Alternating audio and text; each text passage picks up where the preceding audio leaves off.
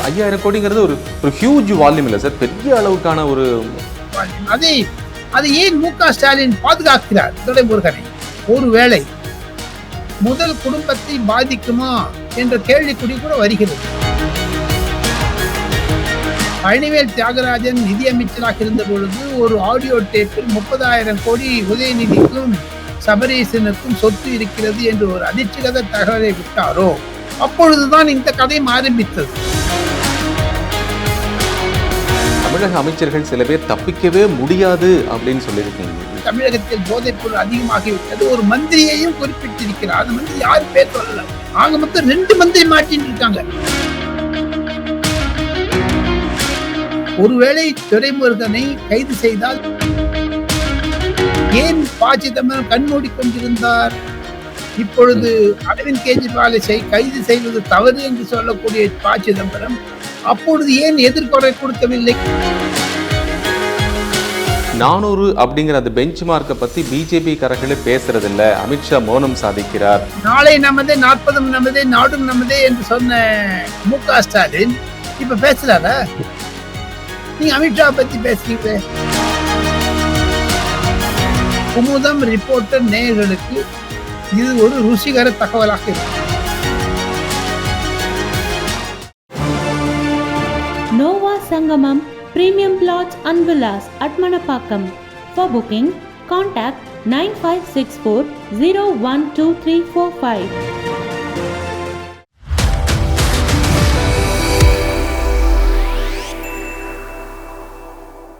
Kumudam reporter நேயர்களுக்கு வணக்கம். தமிழகத்திலிருந்தும் சரி, அதே போல இந்திய அளவிலும் சரி, தேர்தல் களம் மட்டுமல்ல, பல்வேறு அரசியல் நிகழ்வுகள் சூடுபிடித்து போய்கொண்டிருக்கிறது. அது குறித்து இன்றைய நமது சிறப்பு நேர்காணலில் மூத்த பத்திரிகையாளர், எழுத்தாளர் திரு டெல்லி ராஜகோபாலன் அவர்களிடம் சந்தித்து பேசியிருக்கின்றோம். வணக்கம் சார். நமஸ்காரம். நமஸ்காரம் கோபாலகிருஷ்ணன். நமஸ்காரம் சார். அப்படி இங்கே தகிக்கிற வெயிலோடு சேர்த்து ஈடி, ரெய்டு, மணல் அப்படி இப்படின்னு ரொம்ப போயிட்டு இருக்கு. நீங்களும் பரபரப்பாக எழுதிட்டே இருக்கீங்க, பேசிகிட்டே இருக்கீங்க, அவ்வளோ பரபரப்பாக பேசுறீங்க. என்ன சார் எக்ஸ்க்ளூசிவ்? என்ன சார் எக்ஸ்க்ளூசிவ்? இன்னைக்கு சீஃப் மினிஸ்டர் மு.க. ஸ்டாலின் அவர்கள் கொடைக்கானலில் குளிரை பாதுகாப்பதற்காகவும் இந்த ஹாட் சன்லேருந்து போயிருப்பாரு. அதுக்கு காரணம் என்னன்னு கேட்டீங்கன்னா, நேற்று முன்தினம் அதிமுகவினுடைய பொதுக்குழு உறுப்பினர்களிடம் எடப்பாடி பழனிசாமி சென்னையில் பேசியதனுடைய தாக்கம்தான். அவர் அதிமுக உறுப்பினர்கள் மீது கோபம் கொண்டிருந்தார். இது ஒரு பீதியை கிளப்பிவிட்டது மு.க. ஸ்டாலின் முதலமைச்சருடைய திராவிட முன்னேற்ற கழகத்திற்கு என்று தான் நான் சில எம்பிக்கள் மூலமாக கேள்விப்படுகிறேன் கோபாலகிருஷ்ணன். அது குமுதம் ரிப்போர்ட்டர் நேயர்களுக்கு ஒரு சிறப்பு செய்தியாக ஆனாலும் ஆகலாம். காரணம், அதிமுகவை விட பாஜகவை தமிழகத்தில் நெருங்க விடக்கூடாது என்பதுதான் திமுகவினுடைய சித்தாந்தம். திராவிட மாடல் என்று சொன்னாலும் இந்துத்துவாவையோ அல்லது இந்து சம்பந்தப்பட்டதையோ உள்ளே விடக்கூடாது. அந்த காரணத்தினால்தானோ என்னவோ மு.க. ஸ்டாலின் அவர்கள் வட இந்தியாவினுடைய தேர்தல் பிரச்சாரத்திற்கு வராமல் கொடைக்கானலில், ஊட்டியில் குளிர்காய்வதற்காக சென்று விட்டார் என்ற ஒரு வதந்தி டெல்லியில் பரவலாக பேசப்படுகிறது. மு.க. ஸ்டாலின் இந்தியாவை காப்போம், திராவிட முன்னேற்ற கழகத்திற்கு பெரும் பொறுப்பு இருக்கிறது, நாளை நமதே நாடும் நமதே என்றார். ஆனால் வட இந்தியாவில் இருக்கக்கூடிய பற்பல காங்கிரஸ் தலைவர்களுக்கு, ஏன் வயநாடில் இருக்கக்கூடிய கேரளாவில் வயநாடு இருக்கிறது, அங்கு கூட மு.க. ஸ்டாலின் பரப்புரைக்கு போகவில்லை. திமுக சார்பாக அகிலேஷ் யாதவ் லக்னோவிற்கு சென்று யோகி ஆதித்யநாத்தை எதிர்த்து மு.க. ஸ்டாலின் பேசியிருக்க வேண்டும்.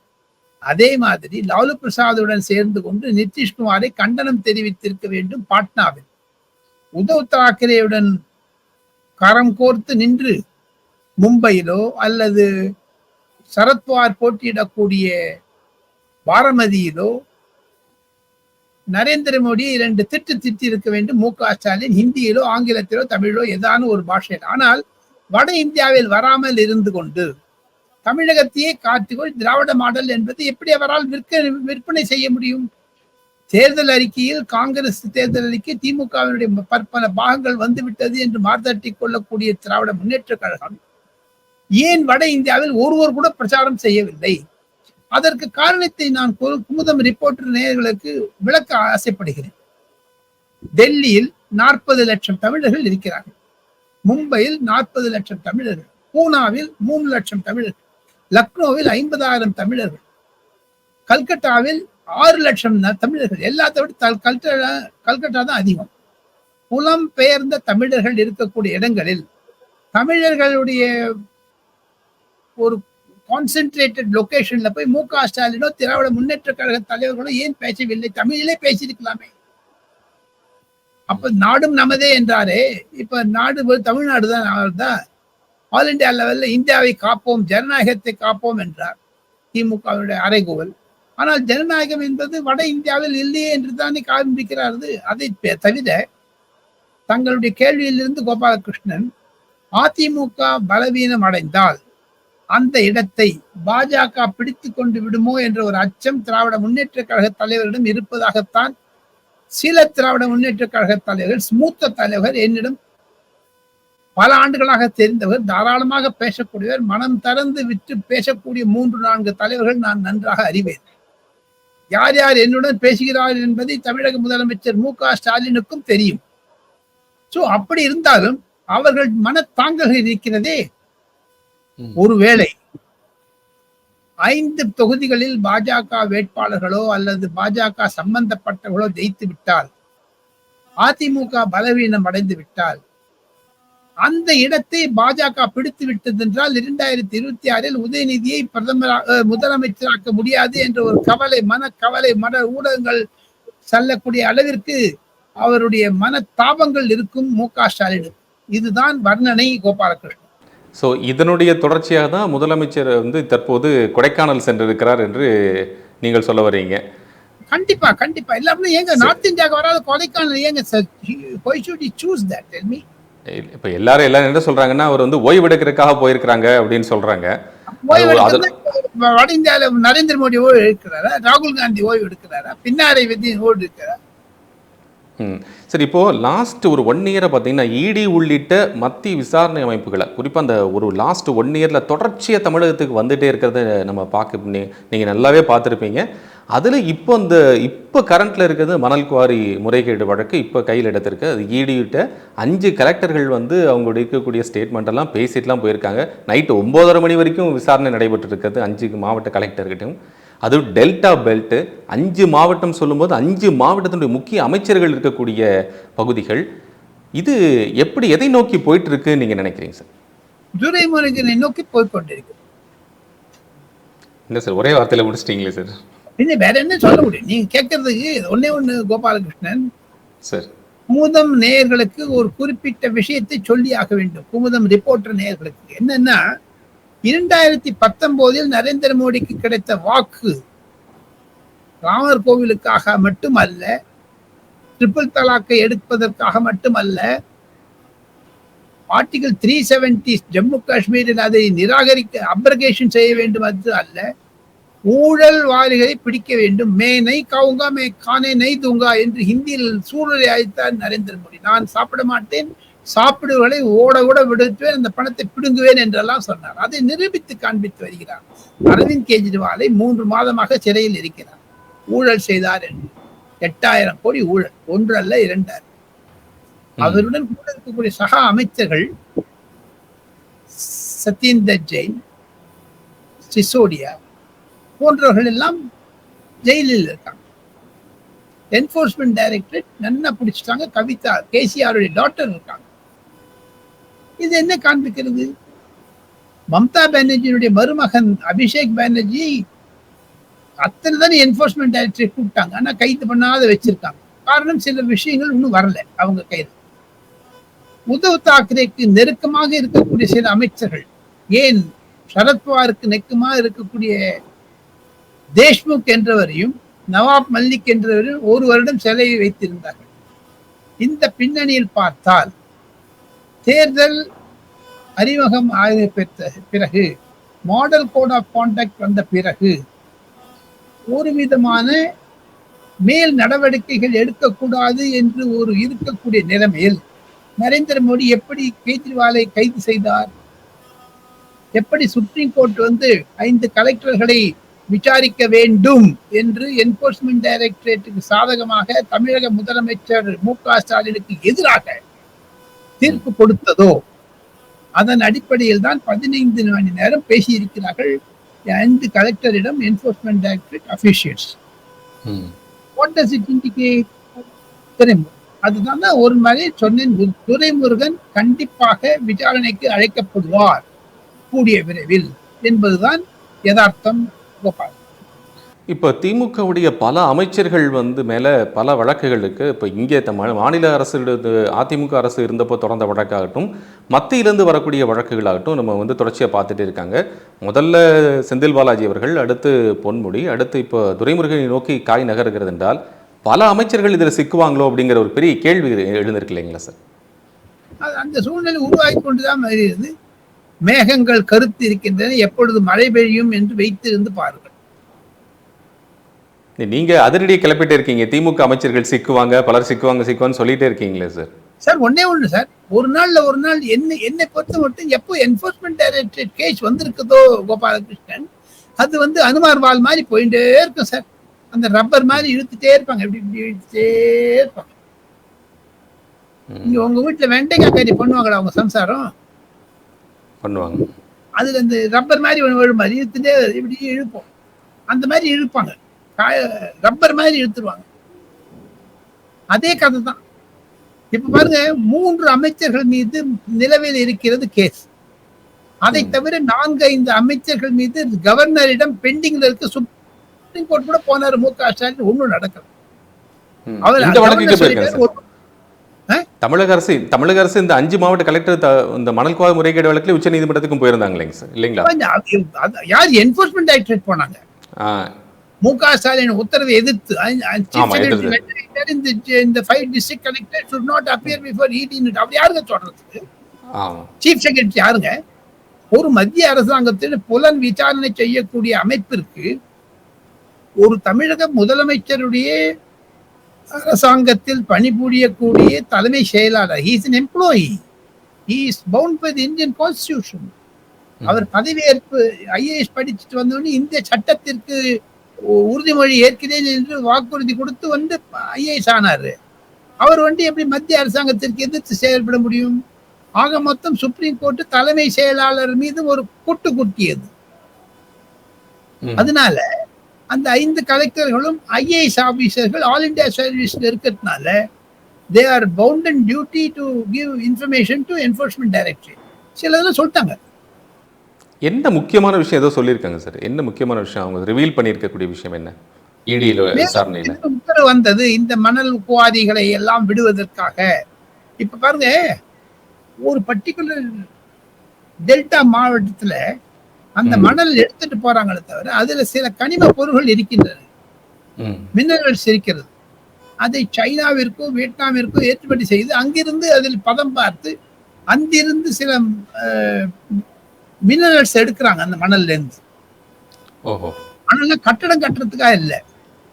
உதாரணத்துக்கு நன்னிலம் பக்கத்தில் இருக்கக்கூடிய ஒரு கிராமம், அந்த கிராமத்தில் ஒரு 5 அடிக்கு 5 அடி இருக்கக்கூடிய ஒரு சதுர 5 அடிக்கு 12,000 ரூபாய் கடனும்ட்டு ஒரு ரூல் இருக்குது. ஒரு உதாரணத்துக்கு சொல்றேன். அது amount varies from district to district, town to town. அதுக்கு ஆழம் எவ்வளவு போகணும்னு டீட்டெயில்ஸ்லாம் இருக்குது. ஆனா இவங்க 12,000 ரூபாய் கொடுத்துட்டு 12 லட்சம் ரூபாய்க்கு மண் எடுத்துட்டு போட்டாங்க. ஒரு எக்ஸாம்பிளுக்காக சொல்றேன். அதைத்தான் விசாரணை செய்கிறார்கள். அப்பொழுது யார் இந்த கலெக்டர் இருந்தாரோ அப்பொழுது யார் மத்திய மைய புள்ளியாக துரைமுருகனுடைய உதவியாளர் கரிகாலன் என்பவர் இருந்தார் என்பது அவருடைய பேச்சை கேட்டுக்கொண்டு இந்த 5 கலெக்டர்களும் நடனம் ஆடினார்களா நாடகம் ஆடினார்களா என்பதைத்தான் விசாரித்தது என்போர்ஸ்மெண்ட் டைரக்டரேட். ஓகே, 4693 கோடி ரூபாய் அளவுக்கு இதுல முறைகேடு நடைபெற்றிருக்கு அப்படின்னு ஈடியோடைய தகவல் சார். போட்டிருக்காங்க. அவ்வளவு குமுதம் ரிப்போர்ட் நேயர்களுக்கு 5000 கோடின்னு சொல்லுங்களேன். ஒரு 5000 கோடிங்கிறது ஒரு ஹியூஜ் வால்யூம் இல்ல சார், பெரிய அளவுக்கான ஒரு வால்யூம்.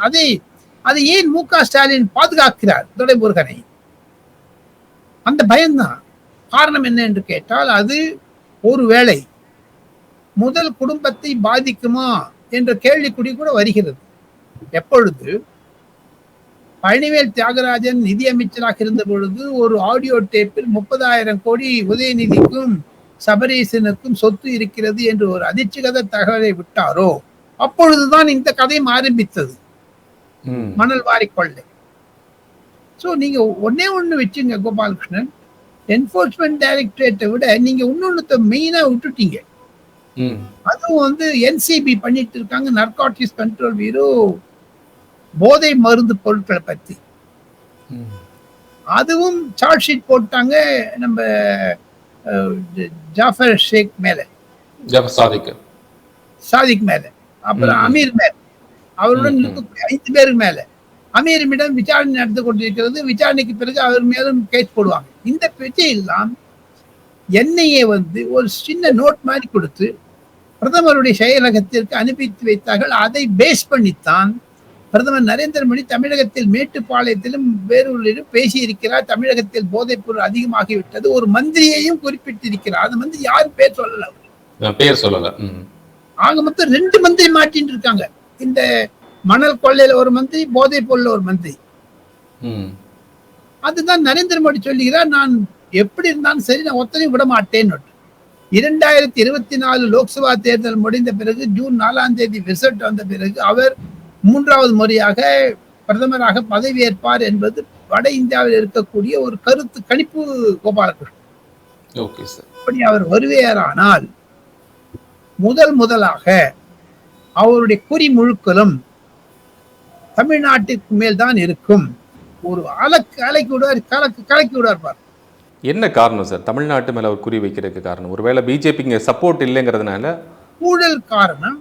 பொதுமக்களிடையே இருக்கக்கூடிய கலாச்சாரத்தை திமுக பாழடைத்தது என்ற ஒரு அது கலாச்சார ரீதியிலும் சரி, சித்தாந்த ரீதியில் திராவிட முன்னேற்ற கழகம் ஏமாற்றி கொண்டு வந்தது திராவிட மாடல் என்பதை வெளிச்சம் காட்டிவிட்டார் நரேந்திர மோடி என்பதுதான் பலருடைய வர்ணனையாளர்களுடைய கருத்து. பல கட்டுரைகளிலும் சரி.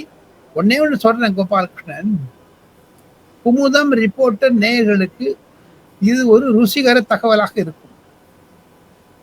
டெல்லியில் இருந்து தமிழக தேர்தலை ரிப்போர்ட் செய்வதற்காக 50 senior editors of various TV channels, Hindustan Times, Indian Express, Times of India போன்ற வட இந்திய பல ஹிந்தி பத்திரிகைகளுடைய ஆசிரியர்கள் கூட தமிழகம் வந்திருந்தார்கள். பல இடத்திற்கு சென்று கொண்டு அவர்கள் வர்ணனை செய்தார்கள். அந்த வர்ணனையில் ஒரே ஒரு குறிப்பு என்ன என்று கேட்டால், தமிழகத்தில் பாஜக வளர்ந்து விட்டது என்பதை மறைக்க முடியவில்லை அவர்களால். காரணம் என் மண் என் மக்களாக இருக்கக்கூடும் ஒன்று. இரண்டாவது, திராவிடம் வீழ்ந்து வருகிறது, வீழ்ச்சி அடைகிறது என்பதையும் அவர்கள் குறிப்பிடுகிறார்கள் அவர்களுடைய கட்டுரைகளிலும் சரி, அவர்களுடைய வர்ணனைகளையும் சரி. இதுதான் நரேந்திர மோடியினுடைய சாதனை. இதுதான் மு.க. ஸ்டாலினுக்கு வரக்கூடிய தலைவலி. இதுதான் அந்த தலைவலி பின்னணியில் நேற்று முன்தினம் அதிமுகவுடைய பொதுச் செயலாளர் கூட்டத்தில் அதிமுகவினை கண்டித்த எடப்பாடி பழனிசாமிக்கு நரேந்திர மோடியினுடைய தாக்கம் இருந்தாலும் திமுக அதிமுகவை பிளவுபடுத்த வேண்டும், 10 எம்எல்ஏக்களை அவர்கள் சூறையாடி விடுவார்கள் என்ற ஒரு எண்ணம் வட இந்தியாவில் பரவலாக இருக்கிறது. அதிமுக எம்எல்ஏக்களை கவர்ச்சி செய்வார்கள் திமுகவினர். அந்த நிலையில் அதிமுகவுடைய எதிர்காலம் என்னவாக இருக்கும் என்று தான் சிலர் ஒரு பேச்சு பொருளாகிவிட்டது வட இந்தியா. இந்த எல்லாத்தையும் கன்சாலிடேட்டா வச்சு பாத்தீங்கன்னா கோபால், ஒரு விஷயம் மட்டும் தெரிகிறது, நரேந்திர மோடி தமிழகத்தின் மீது குறி வைத்திருக்கிறார் என்று. எங்க எலெக்ஷன் கமிஷன் தேர்தல் அறிவித்த பிறகு ஹேமேந்திர சோரேனையும் அரவிந்த் கெஜ்ரிவாலும் கைது செய்தது தவறு என்று ப. சிதம்பரம் போன்ற மூத்த அமைச்சர்களாக இருந்தவர்கள், மூத்த அரசியல்வாதிகள், பிரபல வழக்கறிஞர் அவர் பேசுகிறார் என்றால், அவர் தன்னுடைய சகாவாக இருந்த ராஜாவை அவர் நிதியமைச்சராக இருந்த பொழுது டெலிபோன் தகவல் தொடர்பு அமைச்சராக இருந்த டெலிகாம் மினிஸ்டராக இருந்த ராஜாவை கண்டித்த பொழுது ஏன் ப. சிதம்பரம் கண்மூடி கொண்டிருந்தார்? இப்பொழுது அரவிந்த் கெஜ்ரிவாலை கைது செய்வது தவறு என்று சொல்லக்கூடிய ப. சிதம்பரம் அப்பொழுது ஏன் எதிர்கொறை கொடுக்கவில்லை? காரணம் ராஜா எழுதியிருக்கிற புத்தகத்தில் அதை குறிப்பிடுகிறார். என்னை கைது செய்ததற்கு முதல் கோபமாக இருந்தது என் மீது ப. சிதம்பரம் என்று. சோ அந்த சிதம்பரம் கூட எண்ணி பார்க்க அளவிற்கு நரேந்திர மோடியினுடைய ஆதரவு தமிழகத்தில் பெருகிவிட்டது என்பதைத்தான் இது காட்டுகிறது. ஒன்னாச்சு 25% வரும்னு சொல்றாரு அண்ணாமலை தனக்கு பாஜகவிற்கு. 20% வச்சுங்க. அந்த 20% எங்கிருந்து வருது கோபால்? திமுக அதிமுக திமுக இருந்து. அதை தவிர சில ஷாக்கிங் நியூஸ் எனக்கு கிடைச்சது. காங்கிரஸிலிருந்து வருகிறது. தேசியவாத காங்கிரஸிலிருந்து வருகிறது. காங்கிரஸ் பிஜேபிக்கு சப்போர்ட் வருதா? தேசியவாதத்தில் நாடார்கள் போன்றவர்கள், தேவர்கள் போன்றவர்கள் பாரம்பரியமாக காங்கிரஸை போட்டு வந்தவர்கள் காங்கிரஸ் வீழ்ச்சி அடைவதை காட்டு ராகுல் காந்தியினுடைய கோமாளித்தனமான பேச்சுகளை எல்லாம் வைத்துக் கொண்டு நரேந்திர மோடி மீது பேசுவதெல்லாம் எங்க ஒரு ஆல் இந்தியா மெடிக்கல் இன்ஸ்டியூட் கட்டலன்ட்டு செங்கலை காமிக்கிறாரு, முட்டையை காமிக்கிறாரு, 29 பைசாங்கிறாரு. அதுக்கெல்லாம் காங்கிரஸ்காரங்களை பிஜேபி ஓட்டு போட்டிருப்பதாகத்தான் சிலர் கோயம்புத்தூரில் அண்ணாமலை கூட அதை ஏற்றுக்கொள்கிறார். சார், இப்போ நீங்கள் தமிழக அமைச்சர்கள் சில பேர் தப்பிக்கவே முடியாது அப்படின்னு சொல்லியிருக்கீங்க. இது கண்டினியூஸாக நீங்கள் பேசிட்டும் வரீங்க, சொல்லவும் செய்கிறீங்க. அந்த பாயிண்ட் இப்போ அந்த நெருக்கடிக்கு நோக்கி நகர்ந்து வந்துருச்சுன்னு சொல்ல வரீங்களா? இல்லை அந்த தேர்தலுக்கு அப்புறம் அந்த நடவடிக்கை இருக்குமா? எலெக்ஷனுக்கு அந்த ரிசல்ட் வந்ததுக்கு கூட நடத்தலாம். அது is a continuous process. It has no break. இது சுப்ரீம் கோர்ட் தீர்ப்பு கொடுக்கணும், எலெக்ஷன் இருக்கு, தீர்ப்பு கொடுக்க மாட்டேன்னு வாய்ந்து உட்காந்துருவாங்களா அவங்க? இல்ல மழை பெய்யுது, எலெக்ஷன் இந்தியாவில் தேர்தல் நடக்கிறது, மழை பெய்யக்கூடாது, வெயில் காமிக்கூடாது இருக்குதுன்னு இயற்கை கோர்ட்ல ஜட்ஜ்மெண்ட் கொடுத்துட்டாங்க. அது கண்டினியூஸ் ப்ராசஸ். தேர்தல் அறிக்கை அதுக்காக இப்போ உதகமண்டலத்திலும் மு.க. ஸ்டாலின் முதலமைச்சர் பேசுவது வரவேற்கத்தக்கது. அப்போதான் ஒரு அலசுகிறார்கள். ஒருவேளை துரைமுருகனை கைது செய்தால் என்ன செய்ய வேண்டும், ஒருவேளை திமுகவிற்கு ஒரு பாதகம் வந்தால் இது எப்படி அணுக வேண்டும் என்பதை எல்லாம் action plan B, C, D எல்லாம் வச்சிருப்பாங்க சார். ஒரு பொலிட்டிக்கல் பார்ட்டினா சும்மா விட மாட்டாங்க கோபால். சார், இப்போ செந்தில் பாலாஜி அவர் இந்த கேஸ் கிட்டத்தட்ட 300 நாளைக்கு மேலே அவர் விசாரணை கைதியாக இருந்துகிட்டே இருக்காரு. அவருக்கு ஜாமீன் கிடைக்கிறதுக்காக பல கட்ட முயற்சி பண்ணிகிட்டே இருக்காங்க. இப்போ இடி கூட இன்றைக்கி நாங்கள் லேட்டை டிலே பண்ணியிருக்கோம் அப்படின்னு சொல்லி ஒரு அப்பாலஜி கூட கேட்டிருக்காங்க சுப்ரீம் கோர்ட்டில்.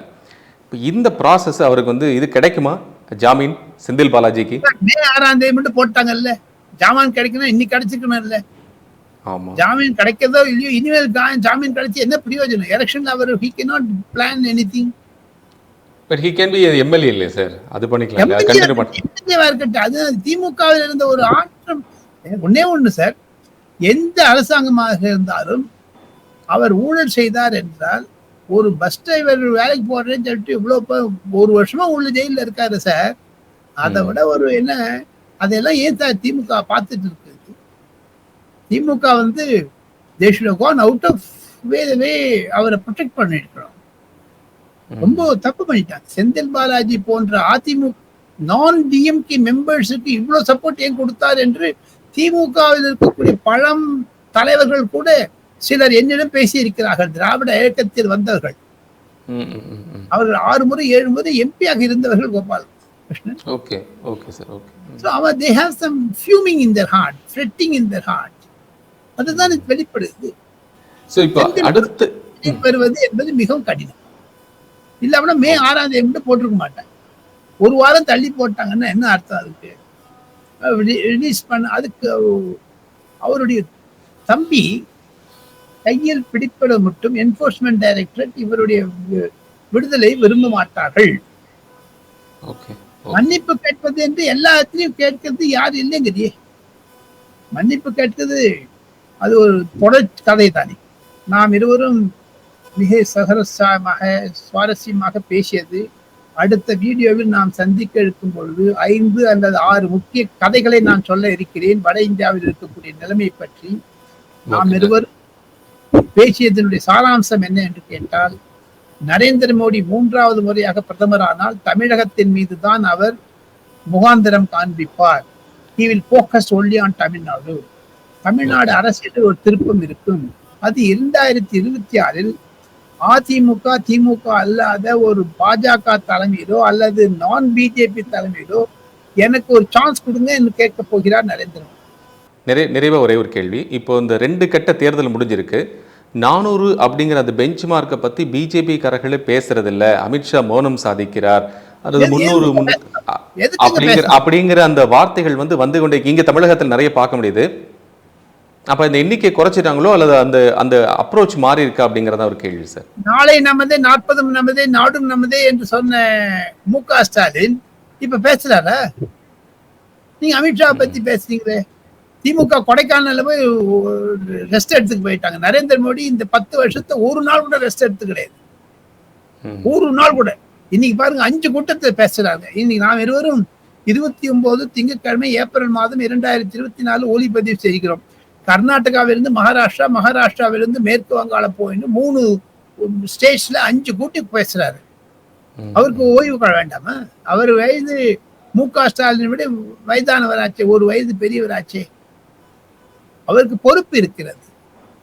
பொறுப்பின் காரணமாகத்தான் செய்கிறார்கள். ஆக மொத்தம் தாங்கள் கேட்ட கேள்விக்கு ஒரே ஒரு பதில், 2வது கட்டம் 3வது கட்டம் என்றெல்லாம் சொன்னாலும் கன்சாலிடேட்டா பார்க்கும்போது 400 வரலைன்னா அவங்க என்ன சொல்லுவாங்க?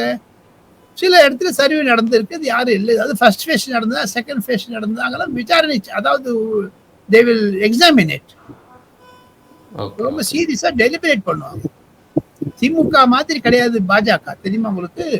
அடுத்த தேர்தல் கட்டத்திற்கு நகருவதற்கான ஆயத்தங்களை இப்பொழுதிருந்தே செய்யக்கூடிய கட்சி அதிமுக மாதிரி இல்லை, திமுக மாதிரி அது பாஜக ஒன்றிதான். அதை நான் நெருக்கமாக நேரடியாக 1980 பாஜக பிறந்த தினத்திலிருந்து அத்வானி ஆனாலும் சரி, முரளி மனோகர் ஜோஷியோ அல்லது குஷாபாவ் தாக்கரேயோ அல்லது வெங்கையா நாயுடுவோ, ஜனா கிருஷ்ணமூர்த்தியோ, அத்வானியோ, வாஜ்பாயோ, நரேந்திர மோடி, அத்தனை பேர்கள் வந்த கட்சி அது. இது ஒரு ஒன் மேன் ஷோ இல்லவே இல்லை. மு.க. ஸ்டாலினோ இல்லை ராகுல் காந்தி மாதிரி கிடையாது. இட்ஸ் அ ப்ராசஸ் ஒரு பார்ட்டி. ஸோ அந்த ரீதியில பார்த்தீங்கன்னா நாளை அந்த அப்கி பார் 400 கி பார் என்பது ஒரு வர்ணனையான சொல். நீங்க என்னுடைய பையன் கல்யாணத்துக்கு வாங்கன்னு கோபாலகிருஷ்ணனை கூப்பிடுறேன், குடும்பத்தோட வாங்கன்னு கூப்பிடுறேன். அந்த குடும்பத்தோடு வரலன்னா ஏன் குடும்பத்தோடு வரலன்னு கேட்பாங்களா யாராவது? உங்களோட உங்க ஒய்ஃபுக்கோ இல்லை உங்க ஃபாதருக்கோ உங்க சிஸ்டருக்கோ வேற ஏதாவது வேலை இருந்திருக்கும், 300 கல்யாணம் இருந்திருக்கும், உங்க குடும்பத்தையும் 2 கல்யாணம் இருந்திருக்கும். ராஜகோபாலன் மக்கள் கல்யாணத்துக்கு எதுக்கு போகணும் அன்ற ஒரு ரூல். ஆக மொத்தம் அது வர்ணை. குடும்பத்தோட வரவேன்னு கல்யாண பத்திரிகைகளை போடுறாங்க. எல்லாரும் போனீங்கன்னா ஒரு 500 பேர் வந்துடுவாங்களே கல்யாணத்துல. என்னை பொறுத்த மட்டும் அதுதான். எப்படி இருப்பினும் வட இந்தியாவில் இருக்கக்கூடிய ஒரு நேர்காணலை குமுதம் ரிப்போர்ட் நேர்களுக்கு சுருக்கமாக சொல்ல வேண்டும் என்றால், பாஜக பலமுடன் இருக்கிறது, காங்கிரஸ் பலவீனமாகிவிட்டது வட இந்தியாவில் என்று சொல்லி நான் முடித்துக் கொள்கிறேன். அடுத்த வீடியோவில் சந்திப்போம். நன்றி. நன்றி சார். நன்றி. உங்களுடைய நேரத்திற்கும் கருத்துக்கும் நன்றி சார். நன்றி. நோவா சங்கமம் Premium Plots and Villas at Manapakkam. For booking, contact 9564 012345.